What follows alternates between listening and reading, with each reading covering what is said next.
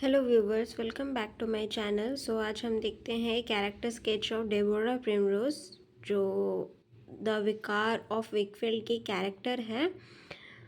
उनकी वाइफ है द विकार की और मदर भी है उनके बच्चों की।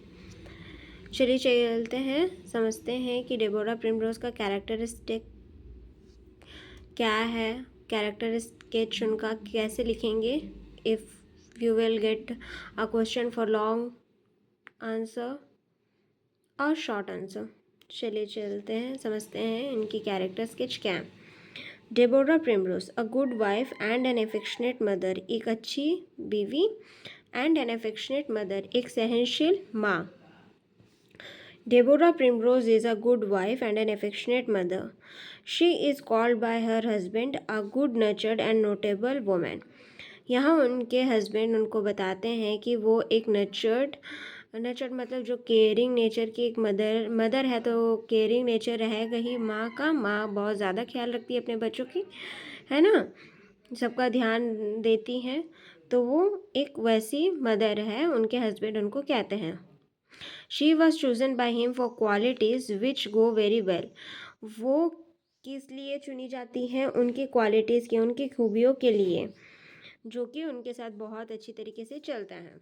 She is proud of being a good house keeper and a manager. वो एक खुद पे बहुत प्राउड फील करती है, किस लिए? क्योंकि वो एक गुड हाउस कीपर है, घर को बहुत अच्छी तरीके से चलाती है और एक गुड मैनेजर है। कैसे सारा चीज़ मैनेज करना है, संभालना है, वो बहुत अच्छी तरीके से जानती है। She is expert in preparing gooseberry wine. वो वाइन बनाने में भी बहुत एक्सपर्ट है।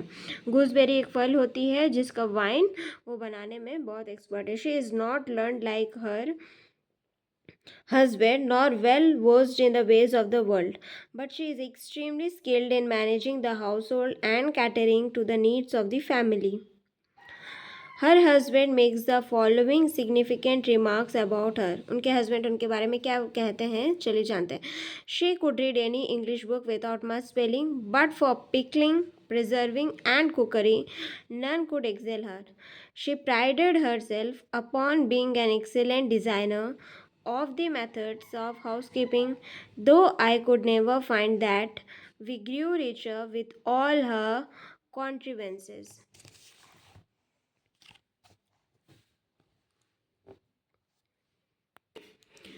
यहाँ ये कहा जा रहा है कि वह अपने पति की तरह शिक्षित नहीं है और न दुनिया के तरीक़ों से भी वह इतनी जानकार नहीं है, लेकिन वह घर के प्रबंध और परिवार की ज़रूरतों को पूरा करने में बहुत कुशल है। उसके पति ने उसके बारे में निम्नलिखित महत्वपूर्ण टिप्पणियाँ की हैं, है ना। या उनके पति क्या कहते हैं उनसे, देखते हैं। She could read any English book without much spelling. वह अंग्रेजी किताब को बिना बहुत अधिक वर्तनी के पढ़ सकती है, लेकिन अचार, संरक्षण और खाना पकाने के लिए कोई भी उसे पार नहीं कर सकता था। वह घर के प्रबंध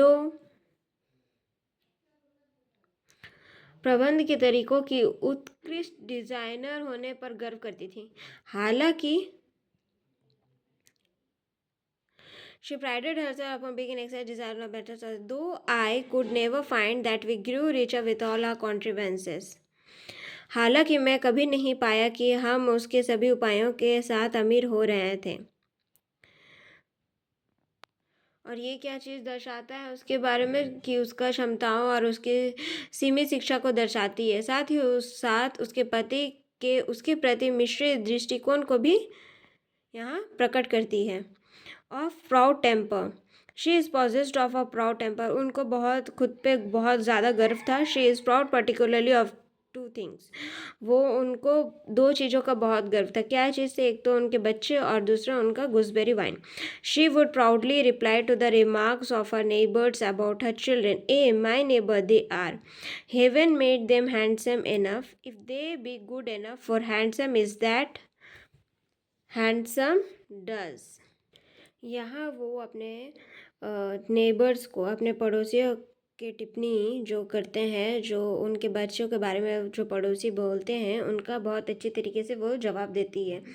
अरे पड़ोसी, वे भगवान के बनाए हुए हैं, अगर वे अच्छे हैं तो वो सुंदर है, क्योंकि सुंदरता सुंदर कामों से होती है, ये वो कहती हैं। ठीक है, इस उत्तर में वह अपने बच्चों की सुंदरता पर गर्व करती है, लेकिन साथ ही साथ यह भी कहती है कि सुंदरता केवल बाहरी रूप से नहीं होती है, बल्कि अच्छे कामों और अच्छे व्यवहार से होती है। यह उसकी मातृ और उसके बच्चों के प्रति अपने दृष्टिकोण को दर्शाता है। राइट, आगे देखते हैं, हर फॉन्डनेस फॉर फिनरी एंड कॉस्मेटिक्स। ठीक है, She is dominated by a passion for finery and cosmetics in spite of her advancing age. वह बढ़ती उम्र के बावजूद सुंदरता और सौंदर्य प्रसाधनों के प्रति जुनून से प्रभावित होती है। She likes to wear gaudy clothes. वह चमकीले, गॉडी मतलब यहाँ चमकीले, वह चमकीले कपड़े पहनना बहुत पसंद करती है। And invite the attention of the passers bye, और गुजरने वालों का ध्यान आकर्षित करना चाहती है। While attending the church, जब वो चर्च अटेंड करने जाती है, she must wear costly clothes in order to show the people. वो हमेशा कैसे कपड़े पहनती, कॉस्टली कपड़े पहनती है, ताकि लोगों को वो दिखा सकते हैं कि उसके वार्डरोब में, उसके अलमारी पे कितने महंगे कपड़े हैं। Was not wanting in elegant, costly and fine clothes.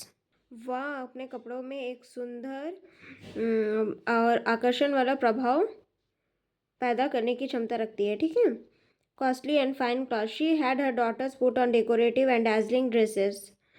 वो उनके बेटियों को भी कैसे सजा देती है, डेकोरेटिव पूरा अच्छी तरीके से सजाती है और उनके चमकीले कपड़े भी उनको पहनाती है। When squire Thornhill pays a visit to them, जब स्क्वेयर थॉर्नहिल उनके पास विजिट करने के लिए आते हैं।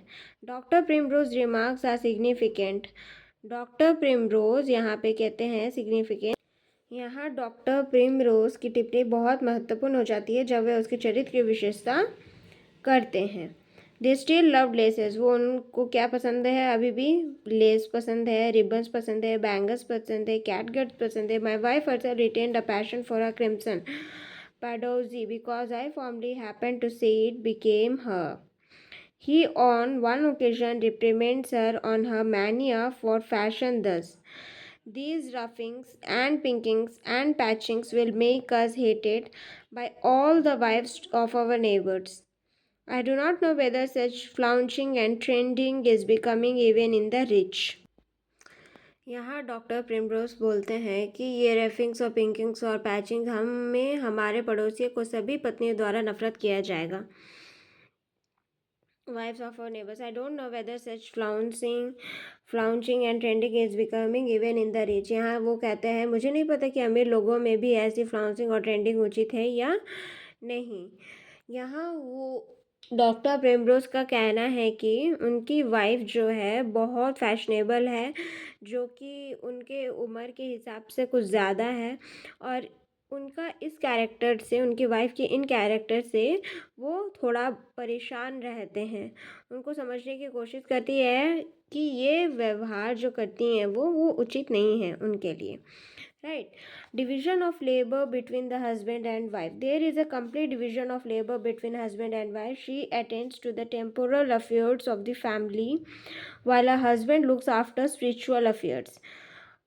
Division of labour between husband and wife के बीच में कैसे काम बटे हुए हैं वो यहाँ कहा जा रहा है कि उनकी वाइफ बाकी सब चीज़ें अटेंड करती है और उनके हस्बैंड क्या है, स्पिरिचुअल जितने चीज़ें होती हैं, मंदिर पूजा पाठ जो भी वगैरह वो सब अटेंड करते हैं। She does not possesses the high moral sense which a husband has.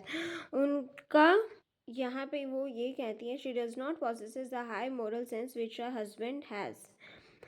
वह अपने पति की तरह उच्च नैतिक भावना की अधिकारी नहीं है। वह अपने पति की तरह नैतिक मूल्यों और सिद्धांतों को नहीं समझती हैं और उसके निर्णय और कार्य अक्सर अपने स्वार्थ और इच्छाओं द्वारा प्रभावित होते हैं।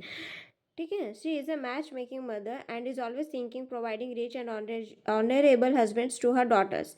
वो एक मैच मेकिंग मदर है, हमेशा वर ढूंढती हैं उनके बेटियों के लिए और हमेशा सोचती हैं कि उनको कैसे हस्बैंड मिले, एक रिच और ऑनरेबल हस्बैंड्स मिले जो कि एक उच्च पद पे हो, जो उनके हस्बैंड्स हो, उनकी बेटियों के हस्बैंड्स हो। She encourages Olivia to attract and interest क्वाने, वो ओलिविया को हमेशा इनकरेज करती है। क्या इनकरेज करती है, किस लिए इनकरेज करती है कि वो अट्रैक्ट करे, किसको अट्रैक्ट करे, अपनी ओर आकर्षित करे और इंट्रैप करे, किसको फंसाए, स्क्वायर थॉर्नेल को। She once confess to her husband, वो एक बार अपने पति से कहती है, and my dear I would fairly admit that it was I who instructed my girls to encourage our landlord. वो बोलती है कि मेरे माई डियर हस्बैंड, मैं अपने बच्चों से कह रही थी कि अपने जो लैंडलॉर्ड है उनको अपनी ओर आकर्षित करो। I had always some ambition and you now see that I was right, for who knows how he is may end. She is neither a wise mother nor is she a shrewd or clever woman. She misunderstands Mr. Burchell, who is a benefactor and a friend of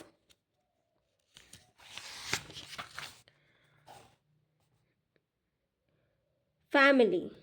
She loses her turn when Mr. Burchell prevents Olivia and Sophia from accompanying the fashionable London ladies and turns him out of her house. She reposes full trust in Square Thornhill without properly understanding what kind of man he can be. Square Thornhill is too clever for her. He lays a trap into which both the mother and daughter walk in. It will be more appropriate to say that she is a willful, ambitious, and stupid woman. She is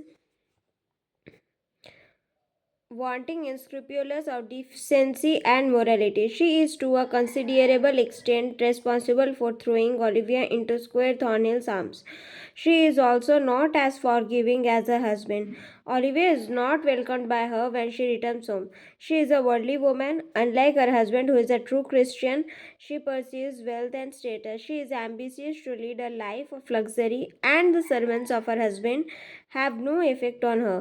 She is an antithesis of a husband who is humble, virtuous, and God fearing. Her aristocratic frame of mind and fondness for show. She lived a high and affluent life in Wakefield. Even when the vicar lost his fortune, she cannot absolutely drive out from her mind notions of aristocratic breeding and pompous display. She finds it difficult to adopt a life of poor parishioners. She would still prefer to go to the church in a horse-drawn carriage, although the horses might give trouble in the way. She entertains Quethornes so lavishly that the whole family would have to go without meals at least for 3 days. She keeps till the very end of her desire of making a display of her cloths and her gooseberry wine, except, except when stark poverty and deprivation overtook the family.